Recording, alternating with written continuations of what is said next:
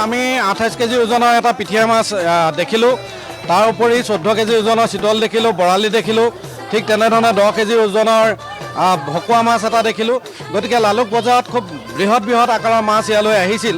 ব্ৰহ্মপুত্ৰৰ বিলৰ পৰা মাজুলী সিমনাৰ পৰা এই মাছসমূহ লৈ আহিছিল। নিশা 1 বজাৰ পৰা ইয়াত মাছৰ বজাৰ বহিলে আৰু এই মাছ অৰুণাচল প্ৰদেশৰ লগতে শিৱসাগৰ, ডিব্ৰুগড় আদি জিলালৈকে আজিৰ দিনটোত ৰপ্তানি হৈছে আৰু এতিয়াও ভিৰ দেখুৱাইছোঁ। যথেষ্ট সংখ্যক লোকে এতিয়াও ভিৰ কৰি আছে, কাৰণ ইতিমধ্যে যিসকল বেপাৰী আছিল দূৰণিবতীয়া, তেওঁলোকে আঁতৰলৈ লৈ যোৱা মাছখিনি ইতিমধ্যে লৈ গ'ল আৰু ভোগালীৰ বাবে এসাঁজ খাবলৈ এতিয়া লোকেল গ্ৰাহকসকল আহিছে।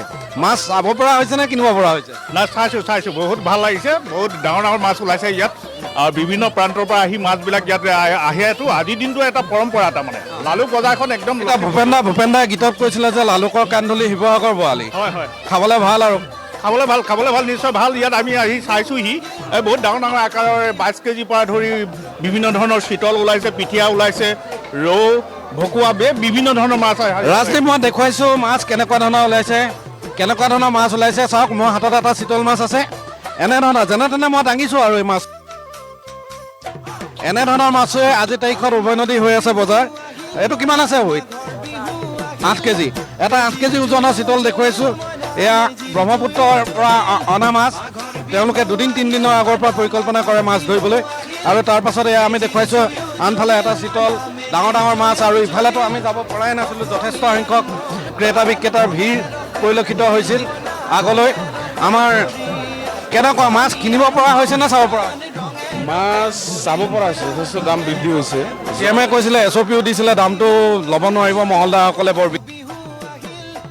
চাৰিওফালে মূল্য বৃদ্ধি হৈছে। তাৰ মাজতে যিসকল মীন পালক, মৎস্যজীৱী, তেওঁলোকে বছৰেকত এবাৰ তেওঁলোকে যেনেকৈ কণ্টিনিউ তেওঁলোকে মাছ বিক্ৰী কৰে, তেনেকৈ বিক্ৰী নকৰি বিহুৰ বজাৰত, ভোগালীৰ বজাৰত তেওঁলোকে মাছ বিক্ৰী কৰিম বুলি পুৰণা মাছখিনি ৰখাই থয়।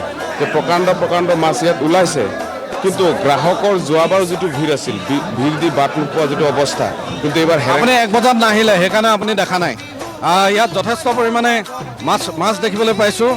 আৰু এইটো মাছ ভাইটি দাঙি দিয়া কিমান ৱেইট হয় চাওঁ। এটা ডাঙৰ বিগ হেড এটা দেখুৱাইছোঁ আমি। ইয়াক আচলতে নামটো বিগ হেড, কিন্তু ইয়াকে অপভ্ৰংশ হৈ বিগ হেড হ'লগৈ। আৰু এই মাছটো কিমান হ'ব ৱেইট? এইটো কিমান 10 কেজিমান হ'ব। 10 কেজিমান হ'ব।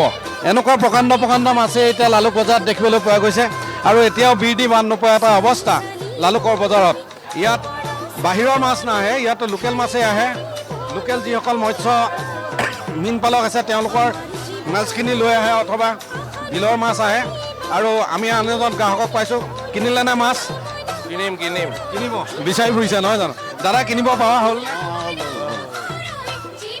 এয়া আমি দেখুৱাইছোঁ লালুকৰ বজাৰ। ইফালে যথেষ্ট ভিৰ আৰু উৰুকাত সকলোৱে লগে ভাগে এসাঁজ খাবলৈ তেওঁলোকে যত্ন কৰা পৰিলক্ষিত হৈছে। এইফালে আমি দেখুৱাইছোঁ এইখিনি ভকুৱা মাছ বিক্ৰী হৈছে।